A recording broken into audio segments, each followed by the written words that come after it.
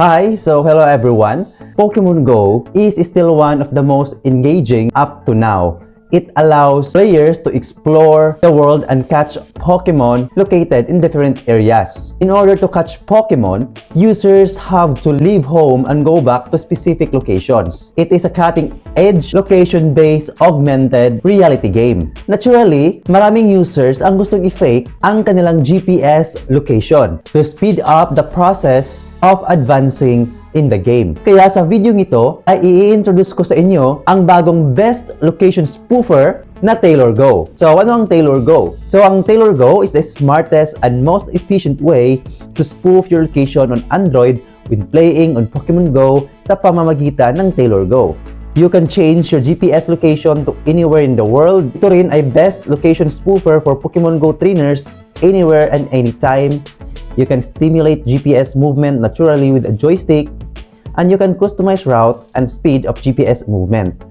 Also, spoof your location without jailbreaking or rooting, and support all iOS and Android devices up to iOS 16 and Android 13. So, paano gamitin ang Taylor Go? So, i-click mo lang yung product link sa description sa ibaba para ma-direct ka sa mismong software and click download and install. Pagkatapos, connect your phone to a computer. Then, go to your phone settings, go to About Device, and click Version.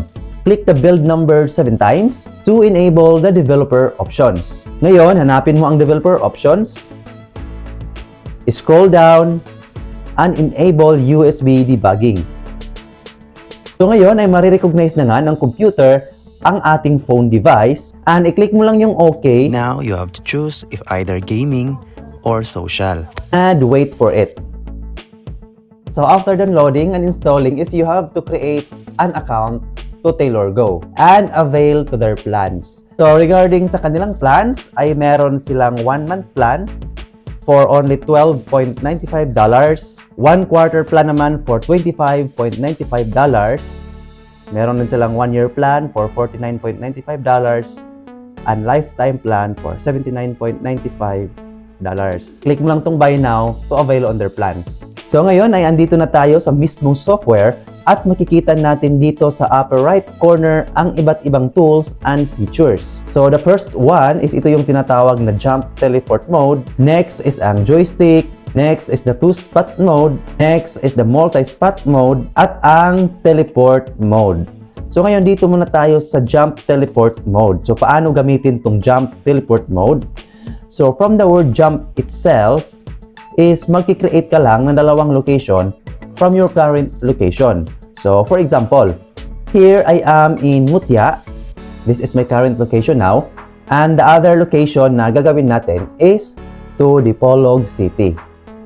So now, if I click move, is automatic na magja-jump yung location natin to the other location. So ang mangyayari is magta-transfer lang yung current location natin sa location na ginawa natin. So next tool naman is ang joystick. So dito naman, from your current location or sa location na ginawa mo, is makikita natin dito yung speed. Ayan. And pwede natin itong i-adjust. And if we click move, ay gagalaw yung GPS location natin according to your desired speed. Meron din tayo ditong control center where you can move the location according to your will. So kung i-click natin to ay sumusunod din yung GPS location natin. So ayan. So napakagandang gamitin nitong Taylor Go if you want to fake your location. Napakadaling gamitin at napaka-convenient. So next tool naman is ang two-spot mode. So dito ay magki-create ka ng dalawang spot location. So here I will create a location from Mutya, Zamboanga del Norte to Dipolog City. So ayan. And if you click move ay mag-move yung GPS location natin from Mutya to Dipolog City. So ayan. So mag-move yung location natin from Mutya papuntang Dipolog City. So mag-move siya freely. Ayan, mag-move siyang mag-isa na hindi mo na ginagalaw. Next tool naman natin is ang multi-spot mode.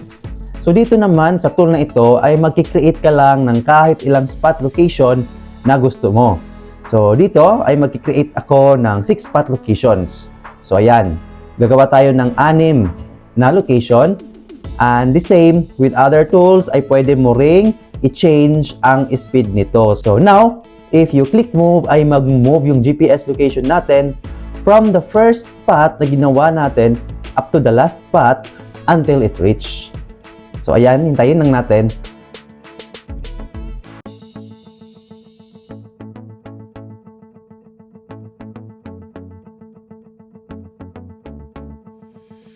O last tool naman is ang teleport mode. So sa tool naman na ito ay pwede mong i-change yung location mo instantly.